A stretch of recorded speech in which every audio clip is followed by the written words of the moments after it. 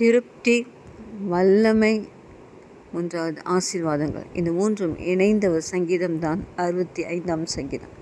பிரியமானவர்களே, இந்த திருப்தி எங்கே கிடைக்கிறது என்று சொன்னால், ஆண்டவருடைய ஆலயத்திலே போகும்போது அவருடைய ஆலயத்தின் நன்மைகளாலே நம்மை திருப்தி ஆக்குற தேவன். ஆலயத்துக்கு நாம் செல்வது வெறும் ஆண்டவருக்காக மட்டுமல்ல, அவருடைய நன்மைகளை நாம் பெற்று நாம் திருப்தி அடைந்து ஆசீர்வதிக்கப்பட வேண்டும். ரெண்டாவதாக நீங்கள் பார்த்தீங்கன்னா, அவர் பூமியின் கடையாந்தரம் வரைக்கும் பயங்கரமான காரியங்களை செய்கிறது, வல்லமை உடையவர். அவர் என்னெல்லாம் செய்கிறார் என்பதை நீங்கள் வாசித்து பார்த்தால் தெரியும். ஆண்டவர் வல்லமை உள்ள தேவன் என்பதை ஒவ்வொரு நாளும் நீங்கள் அறிக்கை செய்ய வேண்டும். மூன்றாவதாக, அவர் உங்களை ஆசீர்வதிக்கிற தேவன். அவர் பாதைகளை நெய்யாய் பொழிய பண்ணுகிற தேவன். உங்களை ஆசீர்வதித்து மற்றவர்களுக்கு ஆசீர்வாதமாக்குற தேவன். உங்கள் செபங்களை கேட்கிறவர். பிரியமானவர், இந்த காலை வேளையில் இந்த 3 ஆசீர்வாதங்களால் நீங்கள் திருப்தியாக வேண்டும், வல்லமையினால் நிரப்பப்பட வேண்டும். ஏனென்றால் உங்கள் தேவன் வல்லமை உள்ளவர்.